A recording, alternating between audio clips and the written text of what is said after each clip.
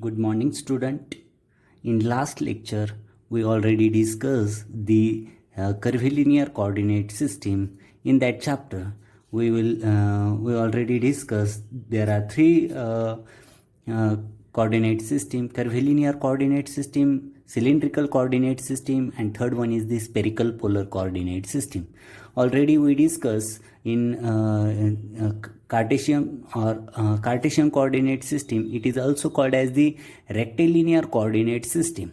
Then that point we already discussed the what is meant by coordinate system. Then what is the Cartesian coordinate system? XYZ is the Cartesian coordinates, and we already discussed the Cartesian surface and coordinate surface and coordinate line also. Then today's lecture we will discuss the cylindrical coordinate system and spherical polar coordinate system. Then we start the cylindrical coordinate system. In cylindrical coordinate system, see here, this is the diagram for the cylindrical coordinate system. In here, x axis, y axis and z axis, three axes mutually perpendicular to each other and meeting at a point O. Then in the cylindrical coordinate system, the coordinate of point P, see here in that figure, this is the point P, this is the point P,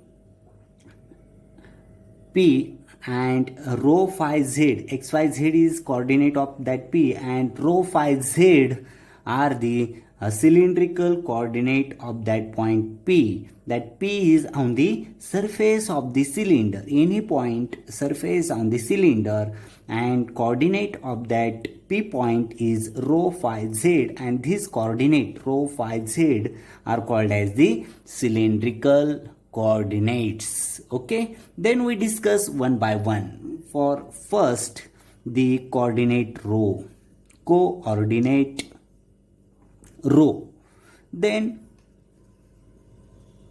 it is the perpendicular distance of point from z-axis. What is the coordinate rho?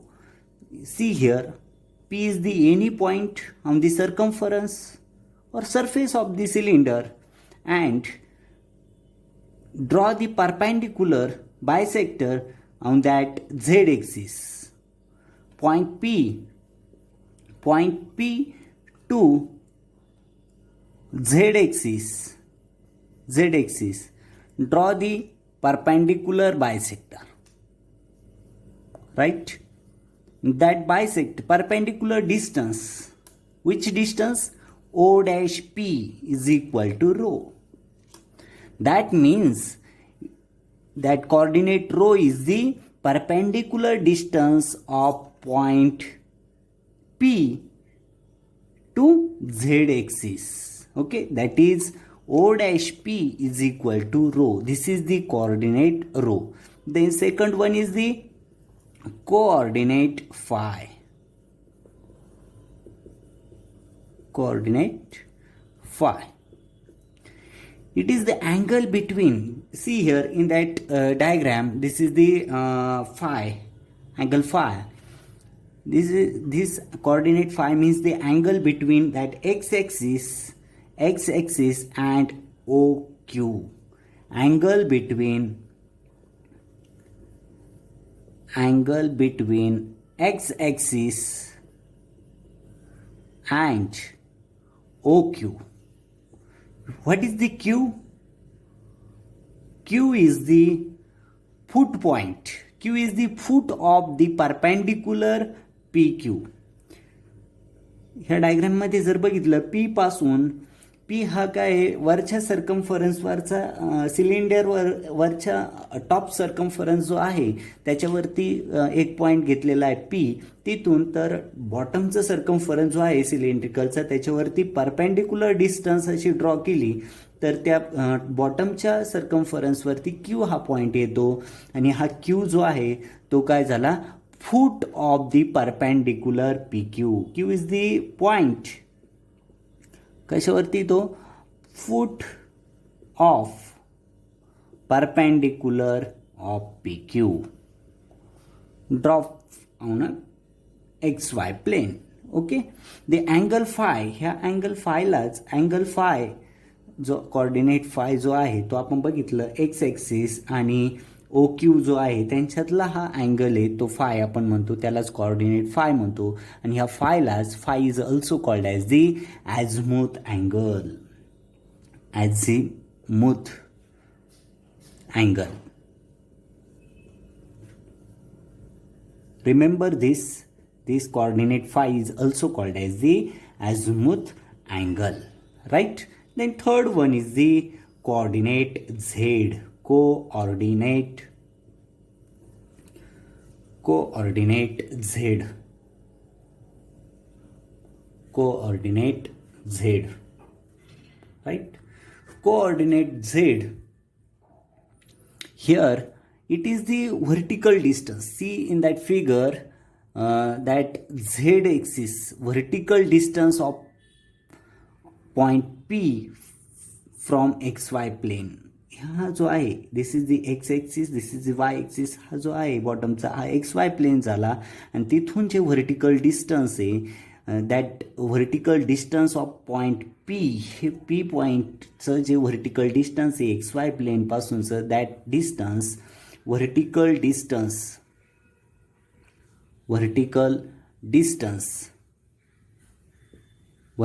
distance of point P from कुठपासून XY plane that is Z is equal to PQ. हे vertical जे distance आहे that distance P to Q, हे vertical जे distance आहे x Y प्लेनपासूनचं जे vertical distance आहे PQ त्याला आपण कोऑर्डिनेट Z असं म्हणतो, राईट? म्हणजे इथे आपण बघितलं कोऑर्डिनेट सिलेंड्रिकल कोऑर्डिनेट सिस्टीममध्ये तीन सिलेंड्रिकल कोऑर्डिनेट्स आहे, rho coordinate, phi coordinate and z coordinate. आता rho phi z coordinate cylindrical coordinate सिस्टीममध्ये रो फाय झेड हे तीन कोऑर्डिनेट्स आहे. ह्या तीन कोऑर्डिनेट्समध्ये आपण बघितलं कोऑर्डिनेट रो जो आहे ते हे डिस्टन्स आहे झेड ॲक्सिस, म्हणजे सर्कम्फरन्सवरती कोणताही एक पॉईंट घेतला तिथून झेड ॲक्सिसवरती असं परपेंडिक्युलर डिस्टन्स जे घेतलं ते ओ डॅश पी हे डिस्टन्स म्हणजे काय झालं कोऑर्डिनेट रो झाला. त्याच्यानंतर फाय जे आहे अँगल फाय तो एक्स ॲक्सिस आणि हा पी पासून बॉटमच्या सर्कम्फरन्सवरती एक क्यू पॉईंट घेतला आणि एक्स ॲक्सिस आणि ओ क्यू यांच्यातला जो अँगल आहे that angle is called as the coordinate phi. Phi is the angle between x-axis and OQ. That phi is also called as the azimuth angle. And third one is the coordinate Z. Coordinate Z means it is the vertical distance of point P. Vertical distance of the point P from XY plane. XY plane पासून point P पर्यंतचं vertical distance जे आहे त्या vertical डिस्टन्सला आपण coordinate Z असं म्हणतो. That means coordinate Z is equal to PQ. That means here rho, phi and Z are the cylindrical coordinate. Then we discuss the surface. Then next point is the coordinate surface in that cylindrical coordinate system. Coordinate surface. In here there are three coordinate surface. First one is the equation. Rho is equal to S1. Rho is equal to S1 represent the surface of the cylinder with its axis along Z axis and radius equal to rho. That means आता first जो आहे rho is equal to S1 हा एक काय झाला सिलेंडरचा एक surface झाला आणि तो कसा आहे अलॉंग झेड एक्सिस. बघा हा झेड एक्सिस आणि त्याची रॅडियस जे आहे along Z axis and equal to radius rho. म्हणजे हा सिलेंडरचा टॉप सरफेस जो आहे टॉप सरफेस तो कसा आहे अलॉंग झेड एक्सिस आहे आणि त्याची रॅडियस किती पूर्ण या सरफेसची तर रो एवढी रेडियस आहे. म्हणजे हा टॉप सरफेस जो आहे इथे मी ॲरोने दाखवला तर हा काय झाला सिलेंडरचा सरफेस झाला, राईट. सेकंड जो आहे, सेकंड लक्षात आलाय फर्स्ट पॉइंट. तर सिलेंड्रिकल सरफेस जो आहे, rho is equal to equation rho is equal to S1 represent the surface of the cylinder. कोणतं सिलेंडरचं कोणतं सरफेस आहे, with along the z axis and its radius is equal to rho. Second one, phi is equal to S2. Phi is equal to S2. This is also half plane with its one edge along the z axis. इथे बघा, इथे phi म्हणजे हा जो surface आहे, हा surface म्हणजे कोणता येईल तो एज, एक एज कशी आहे अलॉंग दी झेड एक्सिस आहे. This plane is perpendicular to the XY plane. म्हणजे हा प्लेन विथ हा एक असा हा प्लेन आहे. हा जर बघितला XO म्हणजे हा XY प्लेन जो आहे आणि दुसरा जो आहे हा फायचा, त्याची एक एज कशी आहे ह्या अलॉंग दी झेड एक्सिस कडे, अलॉंग दी झेड एक्सिस हा जो आहे म्हणजे बॉटमला जो दिसतोय ते दाखवलं, मेन्शन पण केला five is equal to S2.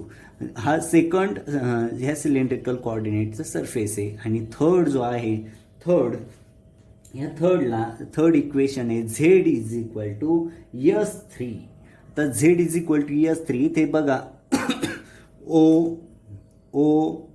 O dash P and Q हा जो प्लेन, हा जो तुम्हाला इथे प्लेन दिसतो O dash P and Q, हा जो प्लेन आहे तो प्लेन कसा आहे झेड एक्सिसला कसा आहे तो परपेंडिक्युलर आहे. आणि हा जो सरफेस आहे तो S3 हा सरफेस आहे. म्हणजे इथे लक्षात आलं असेल ह्या सिलेंडरचा टॉप सरफेस जो आहे तो S1 सरफेस आहे, सिलेंड्रिकल सरफेस. दुसरा जो आहे फाय, ज्याची एक edge along the Z axis आहे आणि दुसरी XY ला कशी आहे परपेंडिक्युलर आहे, तो S2 सरफेस झाला. आणि थर्ड जो आहे हा O डॅश P आणि Q हा सरफेस झेड एक्सिसला कसा आहे परपेंडिक्युलर आहे आणि XY ला कसा आहे तो पॅरलल आहे. XY एक्सिसला कसा आहे parallel to the XY axis, तो थर्ड सरफेस झाला. म्हणजे इथे 3 सरफेस झाले. सिमिलरली याच्यात 3 कर्व्स पण आहे. 3 कर्व कोणते, फर्स्ट कर्व बघा हा जो आहे phi is equal to S2 and Z is equal to S3. इथे फिगरमध्ये पण बघा हा बॉटम सरफेस S2 आणि हा इकडला O डॅश P Q हा जो सरफेस आहे S3. हे दोघंही पण सरफेस, या दोघं सरफेस जे आहे त्याची लाईन जी आहे straight line O dash P बघा, O डॅश P ही जी लाईन आहे O डॅश P ही काय करते, इंटरसेक्ट करते, right. Intersection of phi is equal to S2 ला आणि Z is equal to S3 ला. म्हणजे S2 आणि S3 या दोघंही सरफेसला जी लाईन इंटरसेक्ट करते ती लाईन म्हणजे O डॅश P आहे. ही इंटरसेक्ट लाईन आहे. and this is called as that O dash P is called as the rho curve, त्याला काय म्हणतात रो कर्व असं म्हणतात. इथे 3 कर्व्स आहे, जसे 3 सरफेस बघितले S1 S2 S3 तसेच इथे 3 कर्व्स पण आहे. पहिला कर्व जो आहे तो रो कर्व, तो कुठे तो समजला असेल S2 सरफेस आणि S3 सरफेस यांचा जो इंटरसेक्ट आहे तो इंटरसेक्ट काय आहे OP लाईन आहे, O डॅश P लाईन आहे. आणि त्या O डॅश P लाईनलाच आपण काय म्हणतो रो कर्व असं म्हणतो. This is the first curve. आणि सेकंड बघा, सेकंडला इंटरसेक्शन ऑफ कशाचं intersection Z is equal to S3 म्हणजे थर्ड सरफेस जो आहे S3 surface and rho is equal to S1 intersection म्हणजे S1 आणि S3 यांचा जो इंटरसेक्शन आहे म्हणजे तो इंटरसेक्शन काय झाला तर सर्कम्फरन्स ऑफ दी सर्कल झाला की ज्याची रेडियस जी आहे ती किती आहे O डॅश P आहे. म्हणजे सर्कम्फरन्स ऑफ दी सर्कल ह्या दोघांचा S1 आणि S3 यांचं इंटरसेक्शन काय झालं सर्कम्फरन्स ऑफ दी सर्कल झाला आणि त्याची रेडियस किती आहे O डॅश P एवढी आहे. The circumference is called as the phi curve. हा जो इंटरसेक्शन आहे S1 आणि S3चा S3 आणि S1चा जो इंटरसेक्शन तो वरचा टॉपचा सर्कम्फरन्स सिलेंड्रिकलचा की ज्याची रेडियस किती आहे ओ डॅश पी एवढी ती रो आहे आणि त्या सर्कम्फरन्सला आपण काय म्हणतो फाय कर्व असं म्हणतो, फाय कर्व, राईट. आणि थर्ड वन जो आहे, थर्ड जो आहे इंटरसेक्शन ऑफ कशाचं intersection, rho is equal to S1 and phi is equal to S2. ह्या दोन्ही सरफेस म्हणजे S1 डायग्राममध्ये बघा S1 आणि S2 ह्या दोघांचा जो इंटरसेक्शन आहे तो इंटरसेक्शन काय आहे PQ ही लाईन काय आहे PQ is the intersection of the first surface S1 and second surface S2. ह्या ह्या इंटरसेक्शन लाईनला आपण काय म्हणतो झेड कर्व असं म्हणतो, झेड कर्व, राईट. इथे लक्षात आलं असेल तुमच्या की तीन सरफेस बघितले cylindrical surface, rho is equal to S1, phi is equal to S2 and Z is equal to S3. हे तीन सरफेस बघितले. सिमिलरली आता सरफेस S2 आणि S3 आणि S3 ह्या दोघांचा जो इंटरसेक्शन जे आहे, इंटरसेक्शन काय आहे तर ही रॅडियस O डॅश पी ही रॅडियस आहे आणि त्या O डॅश पीलाच आपण रो कर्व असं म्हणतो. ती डिस्टन्स O डॅश पी ही रो आहे म्हणून त्या इंटरसेक्शन लाईनला आपण रो कर्व असं म्हणतो. म्हणजे तीन कर्व आपल्याला बघायची, ते first one rho curve, second बघा S3 सरफेस जो आहे Z is equal to S3 and rho is equal to S1 यांचं इंटरसेक्शन O डॅश पी आहे, O डॅश पी, आणि त्याला आपण फाय कर्व असं म्हणतो. This is the second one phi curve. And third जो आहे फर्स्ट सरफेस आणि second surface, rho is equal to S1 and phi is equal to S2. या दोघांचा जो इंटरसेक्शन जो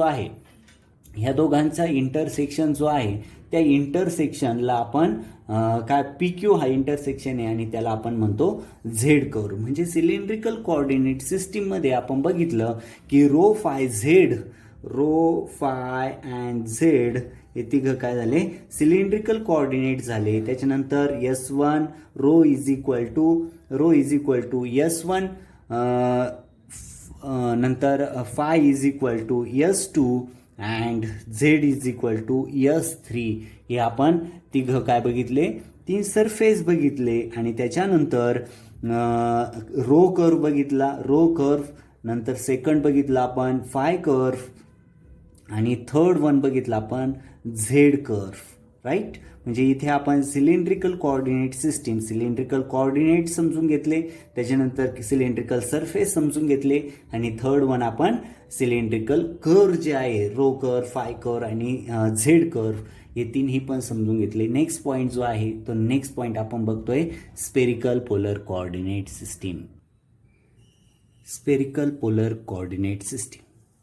In spherical polar coordinate system, this is the third coordinate system.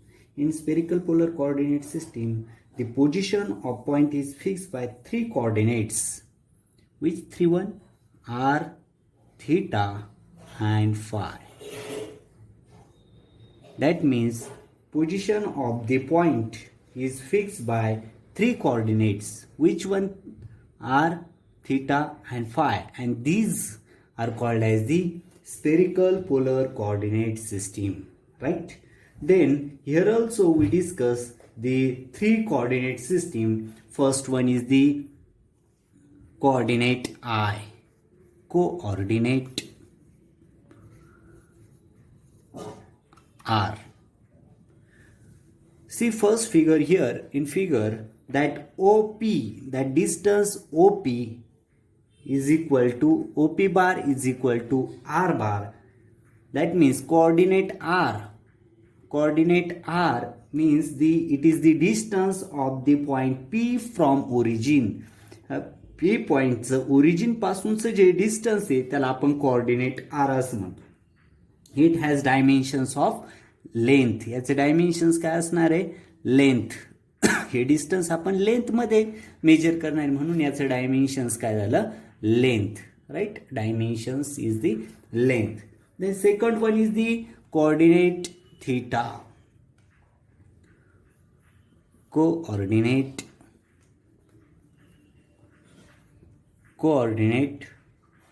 theta, right?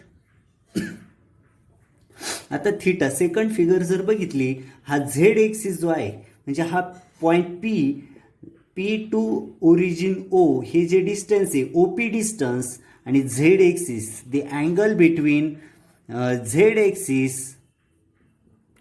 Axis and OP distance यांच्यातला जो angle आहे is called as the five.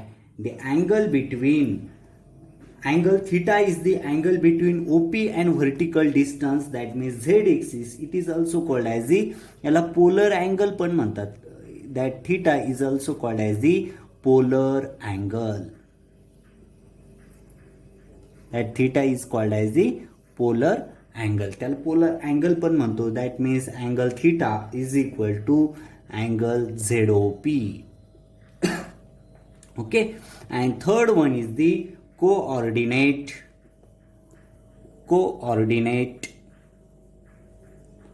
phi. Third figure जर बघितली, third figure इथे बघा, हा जो आहे इथे एक प्लेन तयार झालेला आहे बघा. इथे सपोज पी डॅश नाव दिलं, P dash O and Q, म्हणजे हा जो प्लेन झालेला आहे तो प्लेन आणि एक्स एक्सिस आणि हा जो प्लेन जो आहे यांच्यातला जो अँगल आहे ह्या अँगलला आपण कोऑर्डिनेट फाय असं म्हणतो, right.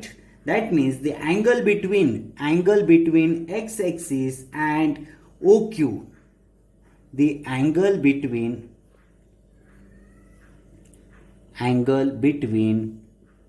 X axis and O Q. Okay, what is the OQ? आता OQ काय आहे? OQ is the projection of OP.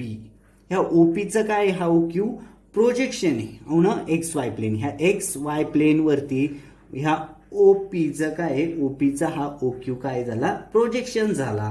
Then this is the coordinate phi and that phi is also called as the, that angle phi means काय झाला, angle of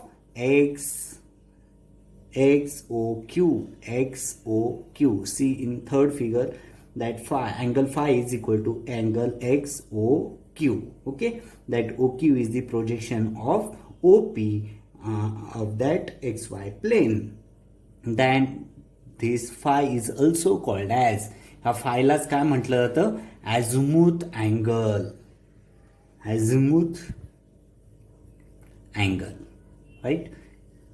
Angle. That means in spherical polar coordinate system we discuss that position of the point is fixed by three coordinates r, theta and phi. These are called as the spherical polar coordinates. In figure, see that figure we already we discussed in briefly. Coordinate r means that OP distance. In figure first, that OP distance is equal to r, and this is the coordinate r, and this distance is measured in terms of length, and length is the dimensions of that OP distance, and that means coordinate r. The second coordinate is the theta. That theta, see figure second, that z axis, angle between z axis and OP, याच्यातला जो angle आहे त्याला आपण theta असं म्हणतो. Theta असं म्हणतो आणि ह्या थीटालाच आपण काय म्हणतो, पोलर अँगल असं म्हणतो. आणि थर्ड जो आहे कोऑर्डिनेट फाय, हा कोऑर्डिनेट फाय थर्ड फिगरमध्ये इथे दाखवला, अँगल बिटवीन एक्स एक्सिस आणि ओ क्यू यांच्यामधला जो अँगल आहे हा ओ क्यू काय आहे, तर ह्या ओ पीचा काय झाला, तो प्रोजेक्शन आहे. That means angle phi is equal to angle X O Q, and that coordinate phi is also called as the azimuth angle. Then coordinate surfaces in figure first, second and 3, coordinate represent the three surfaces. Then first one is the equation OP is equal to R. In figure, that OP bar is equal to R bar is equal to constant represent a surface of a sphere with its center as a origin, and OP is a radius. This is the first surface. The second one is the polar angle. थिटालाच आपण polar angle असं म्हणतो. Polar angle theta is equal to is also constant. हा सुद्धा कसा आहे, constant आहे. And represent the curve surface of the cone. तो काय रिप्रेझेंट करतो, कोनचा इथे कोन लाईक स्ट्रक्चर आहे म्हणजे कोनचा सरफेस जो आहे तो रिप्रेझेंट करतो. And vertex at a origin. याचा व्हर्टेक्स जो आहे तो कसा आहे, ओरिजिनला आहे. अँड थर्ड वन जो आहे ॲझिमुथ angle. Azimuth angle. Azimuth angle फायला आपण काय म्हणतो, ॲझिमुथ अँगल म्हणतो. तो पण कसा आहे, कॉन्स्टंट आहे. आणि हे काय रिप्रेझेंट करतो, third surface. represent the surface of the half plane. Represent the surface of the half plane with its one edge along the z-axis. Okay, that means here first surface that in figure OP is a distance r is also called as the constant, and that radius represent the first surface. Second one is the polar angle. This is the cone like structure. That means here curved surface of a cone represent the polar angle theta is equal to constant. And third one is the azimuth angle phi is equal to constant, is the represent the surface of the half plane with its one edge along the z axis. That means r theta and phi also represent the coordinate curve. म्हणजे r theta and phi हे काय represent, also represent the three coordinate curve. Coordinate curve. Okay, that means OP is called that OP distance is called as the R curve. याला काय म्हणतात, R curve असं म्हणतात. This is the R curve. Okay, then R coordinate changes along this line. Okay, that means in this lecture we discuss the cylindrical coordinate rho phi z, its surface and three surfaces and three curve also. Then after that we discuss the spherical polar coordinate system, that any reference system represent the coordinate r theta and phi. These r theta phi called as the spherical polar coordinates. Then we discuss the r coordinate, theta coordinate and phi coordinate. Then we discuss the coordinate surfaces. OP r is equal to constant, polar angle theta is equal to constant, and azimuth angle phi is equal to constant. That means in whole last lecture and in this lecture we discuss the three coordinate systems. Cartesian coordinate system, it is also called as the rectilinear coordinate system also. Then second one is the cylindrical coordinate system, and third one is the spherical polar coordinate system. That means you just remember that three coordinate system. First one is the Cartesian coordinate system. In Cartesian coordinate system, Cartesian coordinate system, there are three Cartesian coordinates. It is also called as the rectilinear coordinate also. Then x, y and z are the Cartesian coordinates. Then second one is the cylindrical coordinate system. Cylindrical coordinate system, that rho, phi and z are the cylindrical coordinates. And third one is the spherical polar coordinate system, that r theta and phi are the spherical polar coordinates. That means you just remember three coordinate system, Cartesian coordinate system, and x, y, z are the Cartesian coordinates. Second one is the cylindrical coordinate system, rho, phi, z are the cylindrical coordinates. then spherical polar coordinate system, and r theta phi are the spherical polar coordinates. Then after that, in next lecture we will discuss the transform equations. That means how to write that Cartesian coordinates in terms of cylindrical Cartesian, how to write that Cartesian coordinates in terms of the spherical polar coordinates.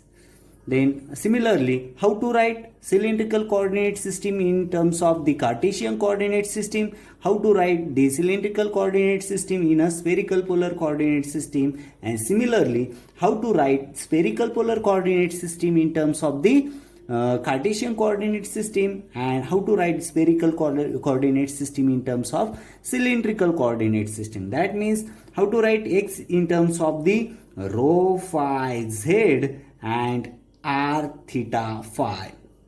Similarly, how to write that rho phi z in terms of xyz and rho phi xyz and r theta phi. That means this is the transform equation. These are we discuss in a next lecture. Thank you very much.